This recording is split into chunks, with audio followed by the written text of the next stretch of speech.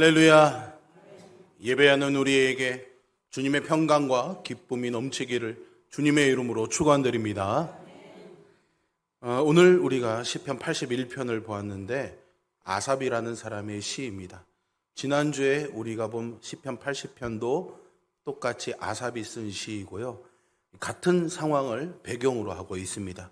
하나님의 백성이 하나님의 심판을 받는 상황이죠. 그런 상황에서 신실한 자들이 하나님께 던진 질문이 지난주에 80편이라면은 그에 대한 하나님의 답변이 오늘 시편 81편이라 할 수 있습니다. 시편 80편에서 그들이 드린 기도는 이러했습니다. 만군의 하나님이여 구하옵나니 돌아오소서. 하늘에서 굽어보시고 이 포도나무를 돌보소서. 아멘. 여러분 어떤 느낌이 드십니까? 왠지 이 기도에서는 하나님이 이스라엘을 멀리 떠나시고 더 이상 관심을 두지 않고 내버려 두시는 것처럼 그렇게 묘사되어 있습니다. 하지만 오늘 81편을 보면 사실 그렇지 않다는 것을 알 수 있습니다. 하나님이 그들을 떠난 것이 아니라 그들이 하나님을 떠난 것이죠. 그들이 하나님의 말씀을 듣지 않았고 하나님을 섬기지 않았습니다. 하나님께서 주시는 복을 거절했고요. 하나님께 그들의 기도를 들어달라고 구하기 전에 그들이 하나님의 말씀을 들어야 했습니다.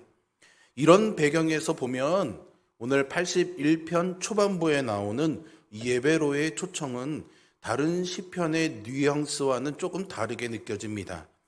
이것은 예배로의 초청이라기보다는요, 예배를 회복하라는 명령에 가깝습니다.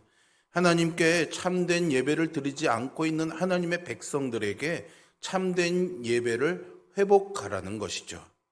하나님께서 이스라엘을 자기 백성으로 삼으시면서 그들에게 요구하셨던 것은 신명기 6장에서 모세가 말하는 것처럼 오직 하나님 한 분만을 사랑하는 것이었습니다.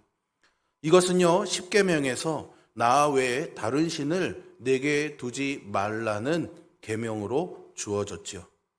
하나님은 하나님의 백성이 모든 삶에서 하나님 외에 다른 신을 그들에게 두지 않기를 명령하셨던 겁니다.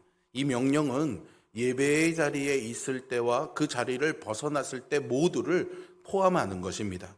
우리의 삶이 모두가 다 하나님을 예배하는 자리에 있어야 한다는 것이죠. 모여서 드리는 이런 공적인 예배와 우리가 삶에서 살아가면서 드리는 그 삶의 예배를 구분할 수는 있겠지만 이것을 분리할 수는 없습니다. 결국 그 마음의 중심에 하나님이 어떻게 계시느냐가 상황에 따라 다르게 드러날 뿐이죠. 예배하는 모습을 보면 그의 삶을 알 수 있고 그의 삶을 보면 예배하는 모습이 어떨지 가늠할 수 있습니다. 하지만요, 겉모습만 볼 수밖에 없는 우리에게 존재하는 한계가 있습니다. 그래서 교회에서는 신실한 것 같은 그리스도인이 삶에서는 전혀 그렇지 않은 모습을 보이기도 하고 그 반대의 경우도 있죠. 따라서 우리가 다른 사람의 신앙에 대해서는 조금 신중할 필요가 있습니다. 함부로 판단할 수가 없는 부분이죠. 하지만 나에 대해서라면은 분명합니다. 조금 더 쉽게 분명하게 분별할 수 있죠. 왜요? 내 속을 내가 잘 아니까 말입니다. 예배에 대한 나의 마음, 순종에 대한 나의 마음을 점검해 보면요, 하나님이 어떤 분으로서 내 마음에 자리 잡고 계신지를 알 수 있습니다. 시편 81편은요 바로 이 원리에 근거해서 기록되었습니다. 특별히 6절 이하에서 하나님께서 직접 하신 말씀을 인용해 하나님을 떠난 백성들이 하나님을 그들의 왕으로 다시 모시고 하나님께로 돌아오라고 강조하고 있죠. 그 회복은 모여서 드리는 예배와 삶에서의 순종으로 증명이 됩니다. 시편 81편의 저자 아삽은 마치 선지자처럼 하나님의 백성들에게 그런 회복으로 나아올 것을 강력하게 촉구하고 성령님이 이 말씀을 통해 지금 우리에게도 그렇게 하나님의 말씀에 반응해야 한다고 가르쳐 주실 것입니다. 먼저 우리 1절부터 3절의 말씀을 같이 한번 읽어보겠습니다. 우리의 능력이 되시는 하나님을 향하여 기쁘게 노래하며 야곱의 하나님을 향하여 즐거이 소리칠지어다. 시를 읊으며 소고를 치고 아름다운 수금에 비파를 아우를지어다. 초하루와 보름과 우리의 명절에 나팔을 불지어다. 아멘. 여기서 예배로 부르고 있는데 예배해야 될 대상이 누구인지가 나옵니다. 그 대상은 우리의 능력이 되시는 하나님이고 야곱의 하나님이시다라는 거예요. 하나님이 능력의 하나님이신 줄로 우리는 믿습니다. 근데 그 능력을요, 자기 백성을 위해서 사용하시는 것이기 때문에 하나님의 백성은 하나님을 우리의 능력이라고 부를 수 있는 것이죠. 어린 아이들이 자기 아빠가 세계 최고인 줄 알지 않습니까? 그래서 친구들 앞에서 우리 아빠야 이렇게 말하잖아요. 그런 뉘앙스와 비슷한 겁니다. 전능하신 하나님이 우리의 능력이 되신다라는 거죠. 전능하신 하나님이 여러분 한 사람 한 사람의 능력의 하나님 되시기를 주님의 이름으로 축원드립니다. 이 시편의 뒤에서도요, 우리가 언급되기도 하지만 이스라엘은요, 출애굽 이후에 그 역사의 사건들을 통해서 하나님이 그들의 능력 되심을 경험했습니다. 그것도 아주 놀랍게 말이죠. 특별히 3절에서요, 우리의 명절을 언급하고 있습니다. 이 명절은 정황상 장막절이 제일 유력해 보입니다. 장막절은요, 광야 생활을 기억하면서 또 가을 수확에 대한 하나님께 감사하는 절기였습니다. 광야에서 하나님이 부족함 없이 그들의 필요를 채우셨던 것처럼 가나안 땅에서도 그렇게 하셨던 거죠. 때로는 하나님께서 만나를 내리시는 것 같은 기적을 통해 그분의 능력을 드러내시기도 했고요. 때를 따라 내리는 비를 통해서 그렇게 하기도 하셨습니다. 방법은 때에 따라서 달라졌지만 하나님이 그들의 능력이시라는 사실은 이 역사를 안다면은 절대로 부정할 수 없는 사실이었습니다. 야곱의 하나님이라는 표현은요, 이런 능력의 하나님을 더욱 가까운 분 또한 유일한 분으로 묘사하는 표현입니다. 아주 유명한 사람이 우리 친척이면 보통 여러분들은 어떻게 합니까?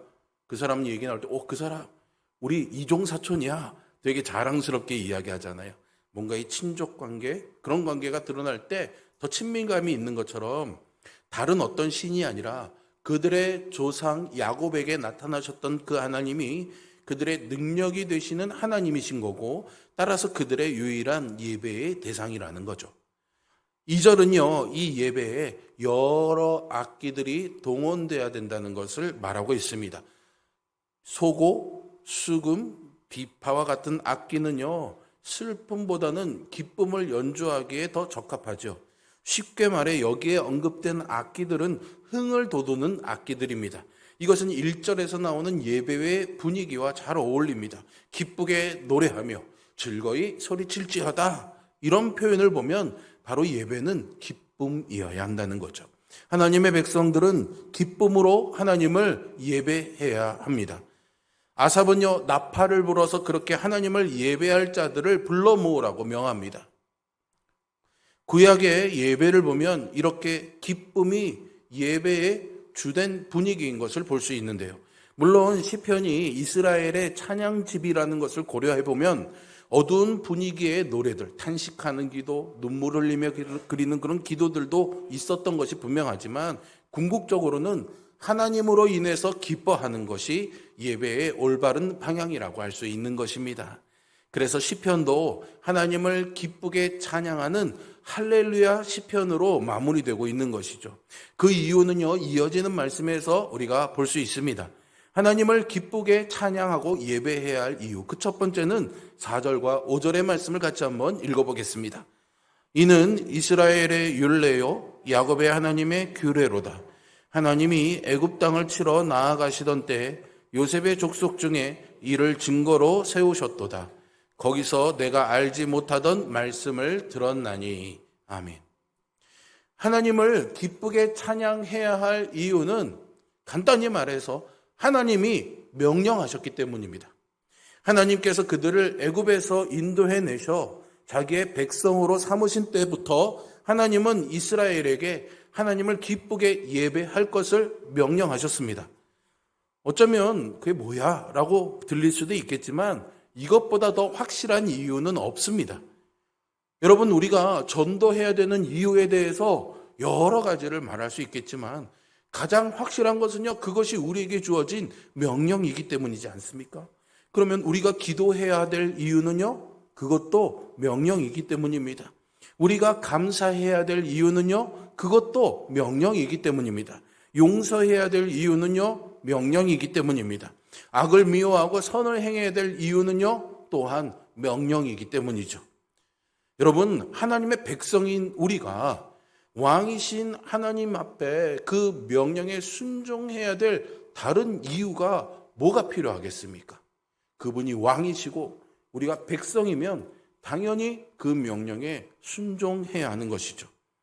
어떤 이유가 있어야 하나님께 순종할 수 있고 내가 납득할 만한 이유가 없으면 하나님께 순종하지 않아도 되는 걸까요? 그렇지 않죠. 정말 하나님이 어떤 분이신지를 안다면 그렇게 할 수 없습니다. 왕이신 하나님은 백성들에게 기쁘게 예배할 것을 명하셨습니다. 그의 백성은 마땅히 그렇게 해야 하는 것이죠. 그러니 우리가 하나님을 기쁘게 예배하는 것은 그날의 감정, 기분, 컨디션 이런 것에 달린 문제가 아니고요. 순종의 문제인 것입니다. 오늘 비가 오고 아침에 내가 그릇도 깨트리고 좀 뭔가 꿀꿀해. 그러니까 예배하는 마음이 별로 안 생겨. 이게 아니라는 거죠. 예배는 하나님의 명령에 순복하는 것이기에 그런 감정과 기분과 환경과 상황을 넘어 늘 성령님의 도우심을 구하며 기쁨으로 하나님께 나아가는 자리가 되어야 하는 것입니다. 여러분들의 예배가 그런 예배가 되기를 주님의 이름으로 축원드립니다. 무조건 기뻐함으로 예배하라. 이게 참 어렵죠. 너무 강압적으로 들릴 수도 있습니다. 무조건 하나님이 하라는 대로만 해야 한다니 나는 어떻게 할 수 없어. 이런 마음이 들 수도 있습니다. 뒤에서도 말하겠지만 그런 생각 역시 하나님이 어떤 분이신지를 알지 못하기 때문에 하는 생각이죠. 하나님은 우리에게 명령하실 수 있는 모든 것들을 명하실 수 있는 분이지만 그것을 하나님의 선하신 속성 안에서 행사하십니다. 어떤 명령들은 우리가 그 이유를 다 알기 어려운 것도 있지만 대부분 하나님은 우리에게 그 명령의 이유를 설명하시죠. 여기 예배의 이유도 그렇습니다. 6절과 7절의 말씀을 함께 읽습니다. 이르시되 내가 그의 어깨에서 짐을 벗기고 그의 손에서 광주리를 높게 하였도다. 내가 고난 중에 부르짖음에 내가 너를 건졌고 우레소리의 은밀한 곳에서 내게 응답하며 무리바 물가에서 너를 시험하였도다. 아멘. 하나님께서요, 이스라엘 백성들이 하나님을 기쁘게 예배해야 할 이유에 대해서 내가 너희를 고난 중에서 구원했고 인도했기 때문이다 라고 밝히셨습니다. 그들은 애굽에서 자유로운 삶을 누렸던 것이 아니라 노예로서의 삶을 누렸습니다. 그들은 무거운 짐을 졌고 광주리로 벽돌을 날라야만 했죠. 그 노역이 너무나 심해서 결국에는 고통 중에 하나님께 부르짖었고요. 하나님은 그들의 기도를 들으시고 고통 가운데 그들을 능력으로 구원하셨습니다. 하나님께서 애굽에서 고통당하던 이스라엘을 출애굽시켜 구원하셨던 거죠. 그리고 광야에서 구름기둥, 불기둥으로 인도하셨고 시내산에서는 우레소리로 그들에게 나타나셔서 계명을 주셨습니다. 무리바에서는 반석에서 물을 내주셨고 광야에서 만나를 먹이심으로 늘 그들과 함께 하셨고 그들의 필요를 채워주시는 것을 증명하고 경험하게 하셨죠. 광야의 이스라엘은 그런 하나님을 경험했던 겁니다. 그리고 가나안에서의 이스라엘도 마찬가지였습니다. 이스라엘이 하나님의 명령에 따라 하나님을 기쁘게 예배해야 할 이유는 사실 이렇게 차고 넘쳤습니다. 그 마땅한 일을 할 것을 아삽은 말하고 있는 것이죠. 그러면 우리를 한번 생각해 보겠습니다. 우리는 하나님의 명령에 따라 하나님을 기뻐하는 예배를 드리기에 뭔가 좀 부족하다고 느끼는 것이 있나요? 우리에게는 출애굽도 없고 광야의 만나도 없고 시내산의 놀라움도 없습니다. 하지만 여러분, 우리에게는요, 예수님이 계시잖아요. 성령님이 함께 하시잖아요. 그리고 하나님이 자격 없는 우리를 예수님의 보혈의 피로 구원해 주셨고요. 날마다 우리가 그 구원을 누리며 살게 하시고요. 장차 마지막 날에도 우리를 구원하실 줄로 믿습니다. 그리고 그날에 우리에게 약속된 하늘의 기업이 있습니다. 그리고 그 날을 바라보며 살아가는 우리에게 매일매일의 일용할 양식을 주는 매일의 공급하심도 있습니다. 예수님께서 그런 우리를 힘내어서 살라고 중보자가 되어주시고 성령께서 말할 수 없는 탄식으로 우리를 위해서 기도해 주십니다. 더 말할까요, 여러분? 여러분들 저마다 이런 하나님의 은혜들을 경험한 그 은혜의 기억, 은혜의 역사들이 다 있지 않습니까? 그러니 우리는 내가 누리는 모든 것이 다 하나님의 은혜입니다. 모든 것이 은혜. 찬양할 수밖에 없는 거죠. 그 하나님을 기뻐하는 예배를 드리지 못할 이유가 우리에게는 없습니다. 그러면 질문은 이것이죠. 나는 정말 그런 예배를 드리고 있는가라는 것입니다. 그렇지 않다면 먼저 이 예배가 명령이라는 사실을 기억하시고 또한 하나님이 나에게 베풀어 주신 그 은혜들을 기억하시기를 바랍니다. 하나님께서 나에게 주신 이 은혜를 아는 만큼 우리는 이 명령의 순종에 예배할 수 있기 때문이죠. 여러분, 이것을 우리가 이제 믿음으로 받아들인다면 이제 우리에게 요구되는 것은요, 순종입니다. 사실 이 순종은요, 타락하기 전의 사람에게는 너무나 쉽고 자연스러운 일이었지만 타락 후에는요, 어렵고 부자연스러운 일이 되었습니다. 사람들은요, 권위 아래에 있는 것을 싫어합니다. 자기가 원하는 대로 자기 마음대로 하고 싶어 하지 누가 나를 명령하고 나를 통제하는 그런 권위를 거부하고 싶어 하죠. 사춘기에 접어든 자녀들을 생각해 보세요. 아무리 그 아이를 위해서 이래라 저래라 말해도 그냥 이유 없이 싫어요. 왜요? 이렇게 물어보잖아요. 그렇게 권위 아래에 있는 것이 바로 타락의 결과입니다. 죄의 결과인 것이죠. 이것이 사탄이 깨뜨린 하나님의 질서입니다. 따라서 순종하라라는 이 명령은 하나님이 우리를 창조하셨던 그 창조의 질서를 바로 잡으라는 명령이라고 할 수 있습니다. 그래서 하나님은 이스라엘 백성들에게도요, 순종을 요구하시죠. 8절의 말씀 같이 있습니다. 내 백성이여 들으라. 내가 내게 증언하리라. 이스라엘이여 내게 듣기를 원하노라. 제발 내 말 좀 들어. 이 말씀하고 계시는 거예요. 여기서 듣는다라는 것은 단순히 소리를 듣는 것을 의미하지 않습니다. 부모님들이 자녀들에게 말 좀 들어라 이렇게 할 때의 의미와 같습니다. 말을 듣고 받아들여서 좀 그렇게 하라는 것이죠. 순종하라는 명령입니다. 이스라엘이 애굽에서 해방되었지만 하나님의 종으로 살아야 했습니다. 그러면 이스라엘의 입장에서는 애굽에서도 종이었고 애굽 출애굽해서 나와도 종이었고 뭔가 주인이 바뀐 것일 뿐 종이라는 신분은 동일하니 출애굽이 그들에게 아무런 의미가 없다고 생각한 것일까요? 그렇지 않습니다. 주인이 어떤 주인이냐에 따라서 종의 삶이 완전히 달라지기 때문이죠. 애굽의 신들을 대표하는 바로는 이스라엘을 괴롭게 하고 고통스럽게 하는 주인이었습니다. 하지만 하나님은 그렇지 않으십니다. 하나님은 오직 하나님만을 섬길 것을 이스라엘에게 명령하셨는데 그 이유는 오직 하나님만이 그들의 필요를 온전히 채우실 수 있는 분이기 때문이죠. 9절과 10절의 말씀도 함께 읽어보겠습니다. 너희 중에 다른 신을 두지 말며 이방 신에게 절하지 말지어다. 나는 너를 애굽 땅에서 인도하여 낸 여호와 내 하나님이니 내 입을 크게 열라 내가 채우리라 하였으나. 아멘. 내 입을 크게 열라 내가 채우리라. 아멘이십니까? 아멘 소리가 이럴 때 제일 커요, 여러분. 내게 능력 주시는 자 안에서 내가 모든 것을 할 수 있느니라. 내 시작은 미약하였으나 내 나중은 창대하리라. 이런 말씀들과 같이 이 구절이 참 사람들이 많이 좋아하는 구절입니다.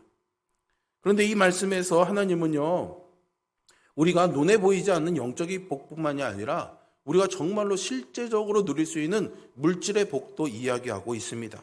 14절 뒤로 쭉 읽어나가다 보면 하나님이 그 입에 채워주실 것이 무엇인지를 말씀해 주시는데요. 원수에게서 승리하는 것, 기름진 밀, 반석에서 나오는 꿀로 만족하는 것 등입니다. 물론 이 말씀을요, 우리가 입을 벌릴 만큼 채워주신다, 자루를 벌릴 만큼 채워주신다라는 그런 의미로 오해하면 안 됩니다. 하나님께서 우리의 삶에 복을 주시는 방법과 그 모습이 우리의 생각과 다를 수 있다는 점을 우리는 기억해야 합니다. 어쨌든 여기서 하나님은 물질적 복도 약속하신 것이 분명합니다. 중요한 것은요, 그 대상이죠. 하나님은 오직 하나님만을 섬기는 자에게 그 복을 약속하셨습니다. 오직 하나님께 순종하는 자에게만 그 복을 주실 것을 말씀하신 거죠. 모세는 가나안 땅에 들어가 살게 될 이스라엘 백성들에게 이 원리를 잊지 말라고 신명기에서 당부하고 반복해서 이야기합니다. 순종하면 복을 얻을 것이라고 말이죠. 하지만 그들은요, 그런 모세의 말을 잊고 순종하지 않았습니다. 11절의 말씀을 보세요. 내 백성이 내 소리를 듣지 아니하며 이스라엘이 나를 원하지 아니하였도다 라고 말씀하시죠. 이에 대해서 하나님이 어떻게 하셨을까요? 12절의 말씀 같이 한번 읽습니다. 그러므로 내가 그의 마음을 완악한 대로 버려두어 그의 임의대로 행하게 하였도다. 너 좋을 대로 한번 해봐라 두셨던 거예요. 여러분, 죄악된 인간이 자기가 원하는 대로 살게 하는 것, 이것이 하나님이 인간에게 내리시는 끔찍한 형벌입니다. 이스라엘 백성들이 하나님께 순종하기를 원하지 않았을 때 하나님은 그들에 대한 심판으로 그들을 그냥 원하는 대로 살게 내버려 두셨습니다. 그 결과들이 사사기, 열왕기 상하, 역대기 상하에 다 기록되어 있죠. 사람들은요, 누구도 간섭하지 않고 내 마음대로 살면 얼마나 좋을까 생각합니다. 그런데 신앙 안에서는 그런 것이 아닙니다.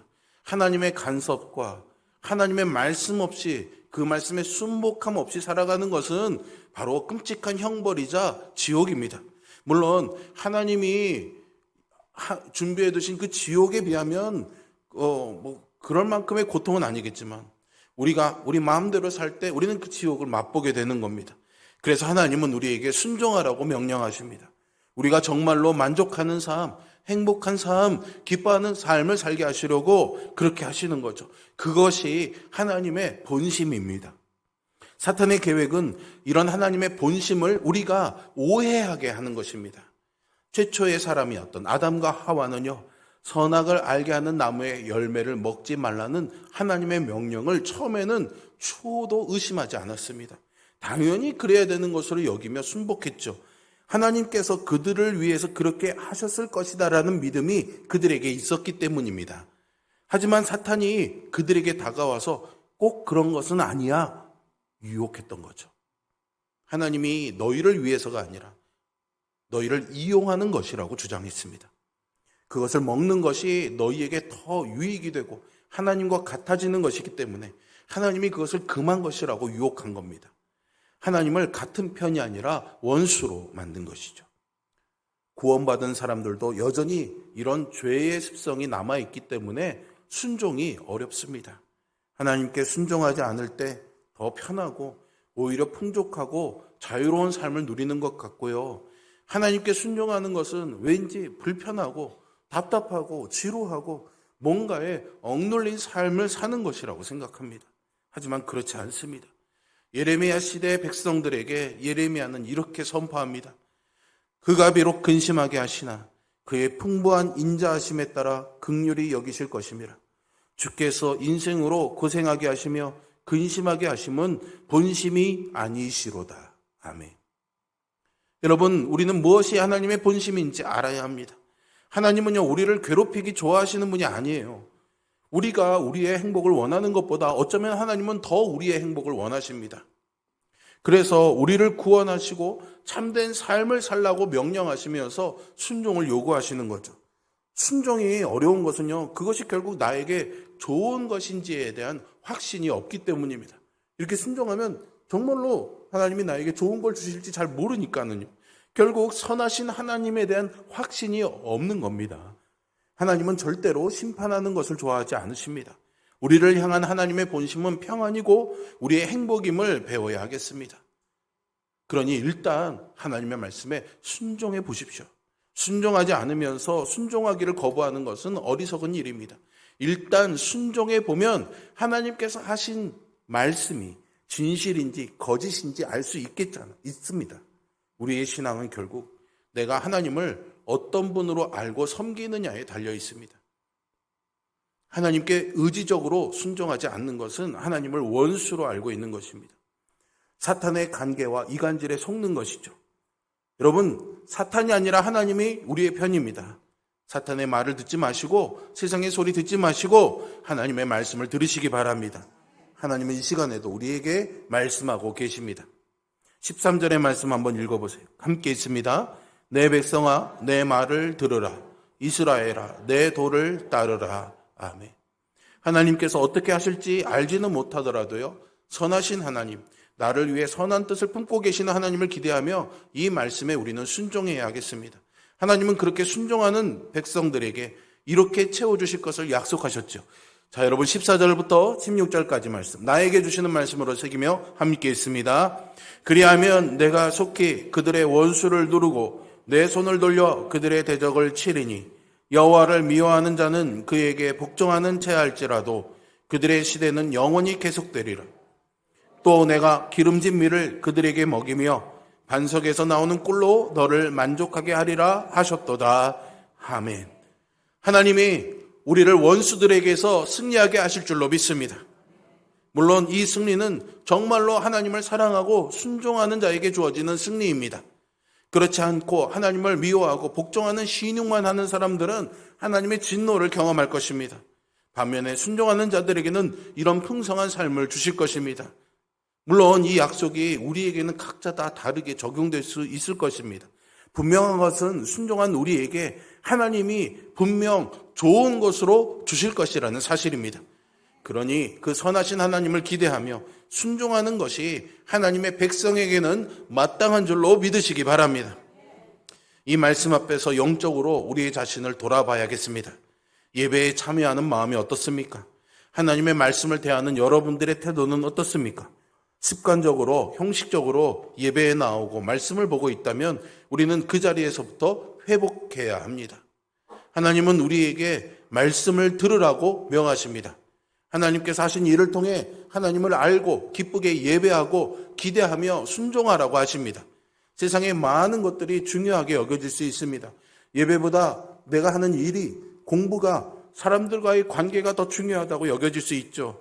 순종보다 당장 내가 원하고 필요로 하는 것이 더 중요하게 여겨질 수도 있습니다. 하지만 우리 하나님께서 우리에게 이런 말씀, 명령을 주시는 데는요, 다 이유가 있습니다. 그것이 우리에게 가장 좋은 것이기 때문이죠. 그러니 하나님을 믿고 하나님의 말씀을 들으며 하나님을 기쁘게 예배하고 순종함으로써 우리의 입을 가득 채워주시는 그 하나님의 은혜로 살아가시기를 주님의 이름으로 축원드립니다. 기도하겠습니다.